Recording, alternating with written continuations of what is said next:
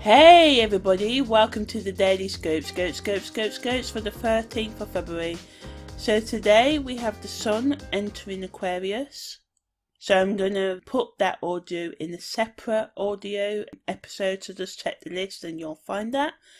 Also the moon void of course starts at 10:17 a.m. Then the moon enters Scorpio at 3:08 p.m. and then the moon enters the last quarter moon phase at 4:01 p.m. as well. Okay, so today Venus makes a semi-square to the moon's north node at 6:43 p.m. and that's going to leave on the 14th of February at 1:59 p.m. so affect us up until about the 16th. So short and sweet transit, but gives the power to have creativity and to discover yourself in deeper ways, giving you again the opportunity to explore the depths of your soul, so supporting all the other aspects of this week. Some of you may come to a new level of empowerment and understanding. While this transit can sometimes bring with it some challenges and obstacles, it is a great time to embrace the opportunities to learn and grow. Through this transit, you will be able to tap into your inner strength, creativity, and self-awareness, allowing you to create the life you desire. If you wish, take this transit as an invitation to dive deep into your inner world and discover what lies beneath. As this transit passes, you may find yourself with a newfound understanding of yourself. Content creators can use this energy to talk about how to increase self-awareness, love and understanding, and creative expression, offering their followers unique and inspiring perspective on how to use creativity to work through their emotions. Content creators must tap into their innermost creativity, allowing their passion to be the driving force behind their creations at this time. It's also an ideal time to develop relationships with others in the industry that you work in, as this transit encourages collaboration and networking. By embracing the potential of this transit, content creators can craft content that stands apart and resonates deeply with their audience.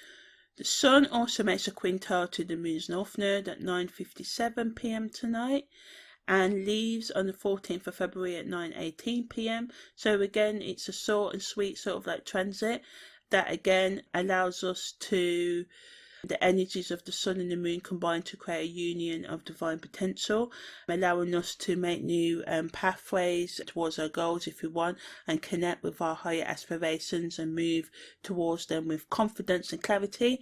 The Sun's quintile transit with the Moon's north node is a time of profound spiritual growth and transformation if you use it, although soul energy, offering you the opportunity to fully embrace your highest purpose and find your true place within the world. So the alignment of these two celestial bodies is a reminder to honour your deepest desires and step into the power of your own divine and creative potential. So what is void of course? Void of course moon in astrology is when the moon journeys through its cycle and it makes one last main aspect, i.e. a trine, conjunction, square, sextile, opposition with another planet before changing signs, yet it still makes minor aspects. I call them major and I do include them in my weekly scopes and daily scopes, but anyway, so it will still make minor aspects such as SemiSquares, sextiles, quintiles and Sesquiquadrate, but it won't make any what's called, in inverted commas, main aspects. When the moon enters void of course, it can be a time of uncertainty and confusion for many. Because of this, some astrologers suggest it may be best to delay things during the moon void of course period. To be on the safe side, it may be sensible to plan ahead, stay clear of major events or decisions during the time period when moon's void of course. Sometimes moon void of course can just last for an hour, sometimes it can last for a day. If you can, it's a perfect time to take some time out to reflect and relax if you feel affected by the moon void of course period. In astrology, the moon represents our emotions and innermost feelings, so this is especially a vulnerable time for some people, especially for those with strong Cancer or water energy, Pisces and Scorpio in their chart.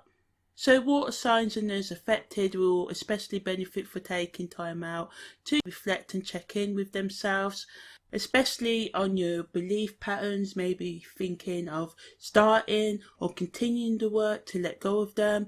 Excellent time to practice mindfulness and to be open to the universe lessons for you, giving gratitude. Even though it can be a challenging time, it can also be a powerful one. If we use moon void of course periods as a perfect opportunity to cultivate our inner strength and wisdom. When the moon enters Scorpio. So esoterically, the best use of this energy is to look after your financial, sexual and emotional health, working to understand and let go of any anger, increase your self-discipline, take practical actions towards completing things, study scientific, technological or occult topics, and forgive those who feel you have wronged you. If you find it hard to express your emotions, writing them down may help. The moon in the constellation of Scorpio may also see people becoming more diligent and making practical effort to improve their home environment. This is incredible energy to ensure your life and other insurance policies are up to date. If you consciously use the Scorpio moon vibration, you can complete the things you put your willpower to, doing the work to improve your physical or inner emotional, spiritual and psychological home, as well as taking care of your finances, can bring extra rewards in the long term. There can also be an increase in sexual and psychic energy. Negatively, past emotional resentments and conflicts involving money and other resources may cause problems in relationships. Although you may take action to avoid these types of confrontations, you may be forced to deal with them. It's best to admit any wrongdoing and try and forgive others and yourself. This may be hard to do, yet remember we can never change our past. We can relive it repeatedly in our minds, blocking the new directions we could be walking towards. There can also be an increase in jealous and or vengeful behaviour under the Scorpio moon. People can be intent on repaying what they see as past wrongs. People can become more secretive about behaviours, furthering the tension in relationships. Some of you may feel like your creative and vital energies are blocked. Getting as much rest as possible is essential to rejuvenating your life force. Screaming may be the best and only way to release your pent-up rage. Lack of money may also bring you added stress, but it's imperative to consider what you can do with what you have rather than focus on what you lack. It can take longer to reach your goals due to a lack of adequate resources, but if you keep on trying, you will eventually get there. Although you may be tempted to start new things, it's best to use this moon to finish up old business and projects and resolve old arguments. Study scientific, technological, occult or intellectual subjects and practice self-discipline and moon control. For gardeners out there, when the moon is in Scorpio, it's a decent time to plant hard crops and vines such as pole beans, corn, cucumbers, pumpkins, tomatoes, squashes, melons and courgettes. The last quarter moon or third quarter moon is a symbolic representation of the waning phase of the lunar cycle. In this phase, the moon appears to be lit at 50% on the left side, giving the impression of a waning crescent. It's a powerful time to release all that no longer serves us, allowing us to move forward with clarity and focus. It is also a good time to identify and release any burdens that no longer serve you. This is a moment to start or continue purging any self-destructive thoughts, addictions or relationships, especially if it happens when the moon's in void of course as well. It gives that extra double powerful energy, allowing you to make room for what you wish to invite in your life in the coming new moon. This phase can bring forth a sense of liberation, allowing us to let go of our emotional and mental baggage, leaving us feeling lighter and more balanced. It's also a good time to be mindful of your words, as we can tend to speak more freely without thinking of the consequences. This can cause arguments in relationships. The last quarter moon is a reminder of the importance of knowing when and how to let go. List of things that can come into focus during the last quarter moon.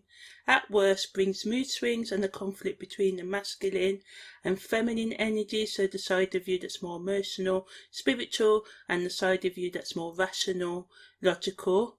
Also quick responses and impulsive actions. You can focus on getting rid of the old to make room for the new, decluttering your house, your car, your office, releasing burdens, whether that be in personal hobbies, projects, relationships or habits, increased sensuality, need for touch, unblocking your repressed emotions and energy, being more responsive to hands-on healing therapies like massage, acupuncture, investigating your obstacles and thinking about the ways that you can overcome your challenges, gives increased insight, good time to partake in self-care or meditation, questioning your grudges, bitterness and regrets to work through them, forgiveness of yourself and others. So yeah, that's the daily scopes for the 13th of February.